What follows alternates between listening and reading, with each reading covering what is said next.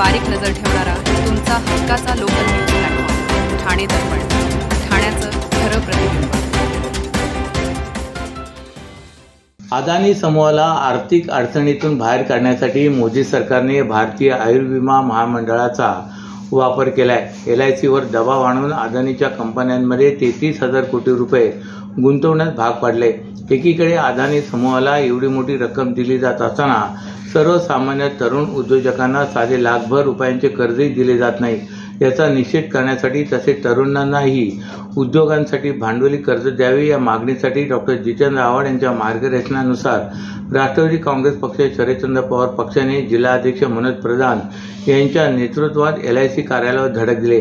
यावेळी LIC अधिकाऱ्यांना निवेदन देऊन तरुण बेरोजगारांना व्यवसाय करण्यासाठी कर्ज द्यावे अशी मागणी केली।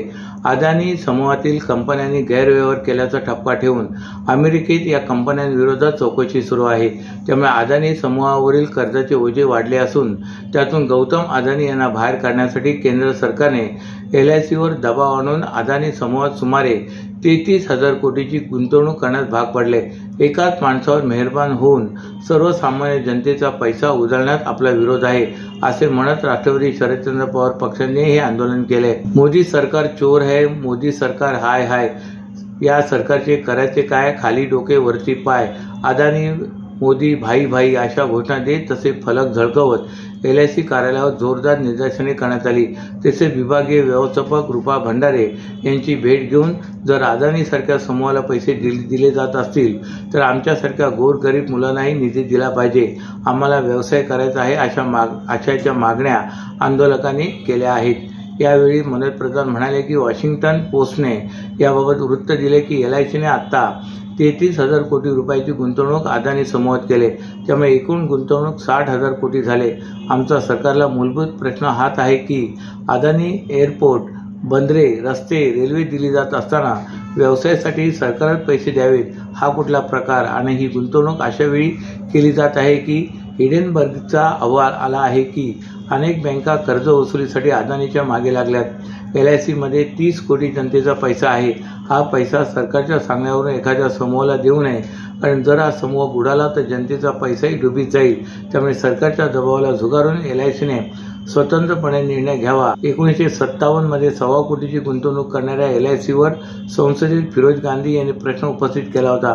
त्यावेळी अर्थ सचिव LICचे प्रमुख यांना राजीनामा द्यावा लागला होता। आता जर अदानी त्रासात असल्यास सरकार राष्ट्रीयकृत बँकांना जबरदस्ती करून कर्ज द्यायला लावत असेल, त्यामुळे सर्व पक्षीयांनी या विरोधात उभे राहिले पाहिजे असेही त्यांनी आवाहन केले। वॉशिंग्टन पोस्टने 2 दिवसापूर्वी केली की LICनी गुंतवणूक अदानीमध्ये 32,000 कोटी रुपयाची केली। आता टोटल LICची गुंतवणूक अदानीमध्ये 60,000 कोटीची झालेली आहे। माझा मूलभूत प्रश्न आहे या सरकारला की आपण अदानींना एअरपोर्ट देतो, आपण अदानींना पोर्ट देतो, आपण अदानींना रस्ते देतो आणि हे सगळं करत असताना आपण त्यांच्यात गुंतवणूकही आपल्या माध्यमातून करतो।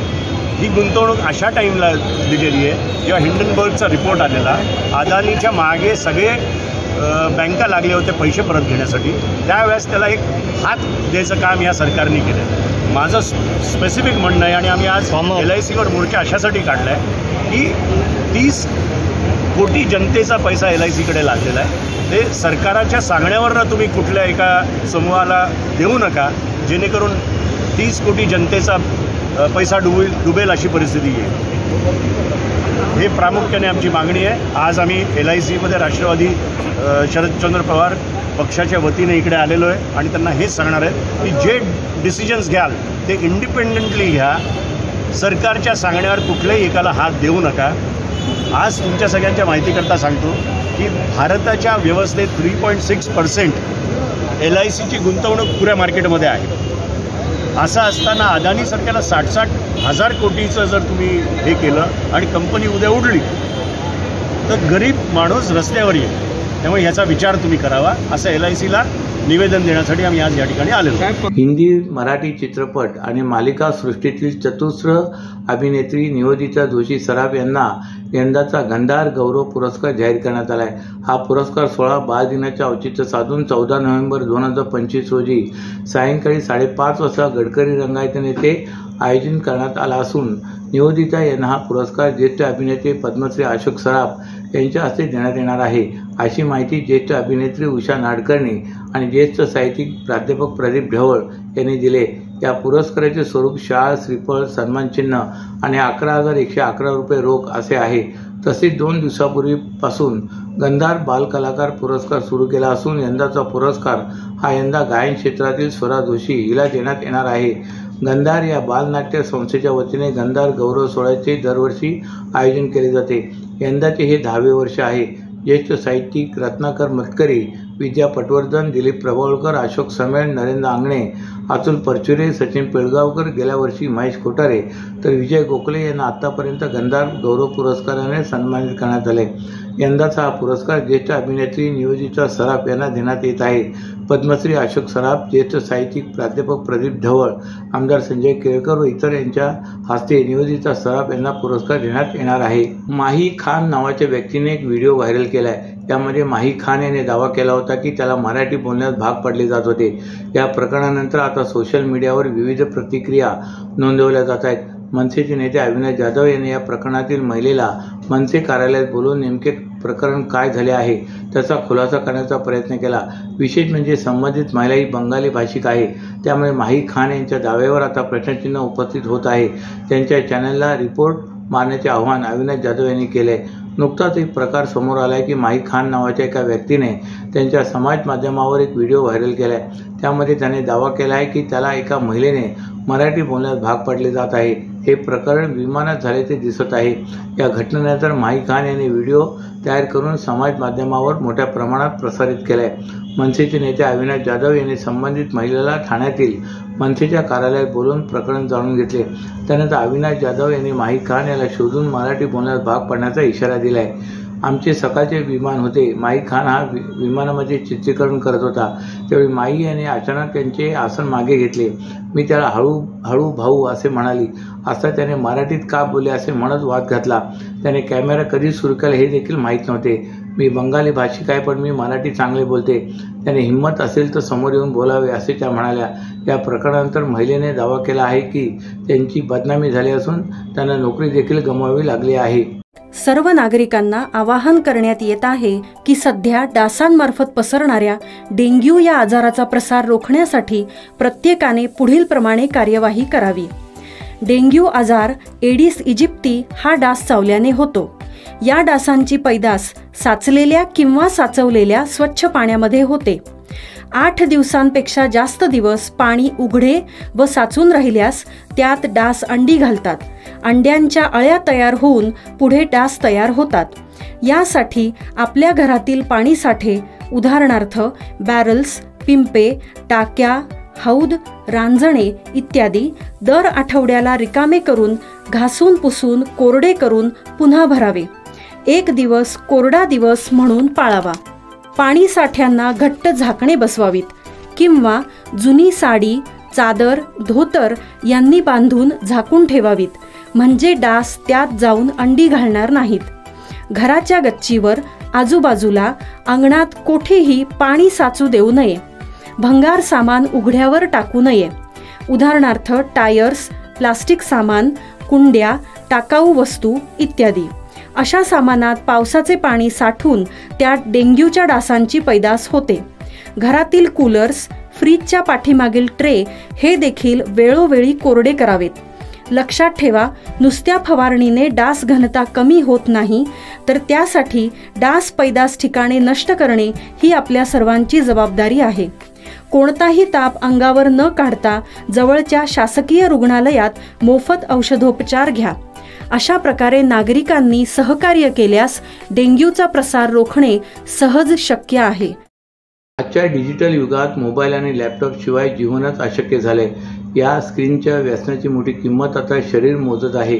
जिल्हा सामान्य रुग्णालयाच्या फिजिओथेरपी विभागात येणाऱ्या तब्बल 50% रुग्णांना मानदुखी आणि कंबरदुखीचा त्रास असल्याचे निदर्शनास आले. चुकीची आसनशैली, सतत बसून काम करण्याची पद्धत, शारीरिक हालचालीचा अभाव आणि लठ्ठपणा या कारणामुळे कण्यावर ताण येतो आणि त्रास अधिक गंभीर होत जातो. तासनतास संगणक व मोबाईलच्या स्क्रीनकडे पाहत राहिल्याने मान आणि पाठीच्या स्नायूवर ताण येतो. परिणामी मानेत वेदना, चक्कर येणे, हातात मुंग्या येणे, अशक्तपणा तर काही प्रमाणात पकड कमी होण्याची लक्षणे दिसतात. कंबरदुखीच्या रुग्णांमध्ये कमरेतील वेदना, पायात जळजळ, बधिरता आणि पायातील अशक्तपणा अशा आढळतात. या तक्रारीवर रुग्णालयातील फिजिओथेरपी विभागात जिल्हा शल्यचिकित्सक डॉक्टर कैलास पवार, अतिरिक्त जिल्हा शल्यचिकित्सक डॉक्टर धीरज महागडे यांच्या मार्गदर्शनाखाली आधुनिक उपचार पद्धतीने उपचार केले जातात. विभागात दररोज साधारण 50 रुग्ण उपचारासाठी येत असून यापैकी अर्ध्याहून अधिक मान आणि कंबरदुखीचे असतात. तीव्र वेदनेच्या अवस्थेत रुग्णांना योग्य विश्रांती देऊन गरम, थंड, शेक, चुंबकीय विद्युत, ध्वनी लहरी, लेझर आणि मणक्यांना ताण देणारे उपचार दिले जातात. त्यामुळे वेदना कमी होतात आणि हालचाल सुधारते. त्यानंतर कण्याला आधार देणाऱ्या कोअर स्नायूंची ताकद वाढवण्यासाठी विशेष व्यायाम आणि थेरपीचा वापर केला जातो. हे उपचार नियमितपणे घेतल्यास वेदना परत येत नाहीत आणि शस्त्रक्रियेची वेळी टाळता येते. योग्य आसनशैली, नियमित व्यायाम आणि वजनावर नियंत्रण ठेवल्यास मणक्याच्या शस्त्रक्रिया टाळता येतात. आजच्या तरुण पिढीने शरीराचे सिग्नल ओळखून वेळेवर सावध झाले पाहिजे. आरोग्यदायी मणक्यांसाठी संतुलित आहार, कॅल्शियम, व्हिटॅमिन बी आणि डी युक्त अन्न, दररोजचा हलका व्यायाम, थोडा वेळ सूर्यप्रकाशात बसणे, योग्य खुर्चीचा वापर, स्क्रीन नजरेच्या समांतर ठेवणे आणि वजन उचलताना गुडघे वाकवणे हे सोपे पण प्रभावी नियम पाळणे अत्यंत गरजेचे आहे. शरीराची योग्य काळजी घेणे हेच खरे औषध आहे, असेही डॉक्टर कैलास पवार यांनी सांगितले. ठाणे महापालिकेच्या अतिक्रमण नियंत्रण विभागाचे निलंबित उपायुक्त शंकर पाटोळे यांच्या लाचे प्रकरणी ठाणे लाचलुचपत प्रतिबंधक विभागाने अजून दोघांना अटक केले. मंदार गावडे आणि संदीप पावसकर अशी दोघांची नावे असून ठाणे लाचलुचपत प्रतिबंधक विभागाकडून त्यांची चौकशी सुरू आहे. ठाण्यातील नौपाडा भागातील एका जागेवरील अतिक्रमण हटवण्यासाठी ठाणे महापालिकेचे अतिक्रमण नियंत्रण विभागाचे उपायुक्त शंकर पाटोळे यांनी 25 लाख रुपयांची लाच ठाण्यातील एका बांधकाम व्यावसायिकाकडून मागितली होती.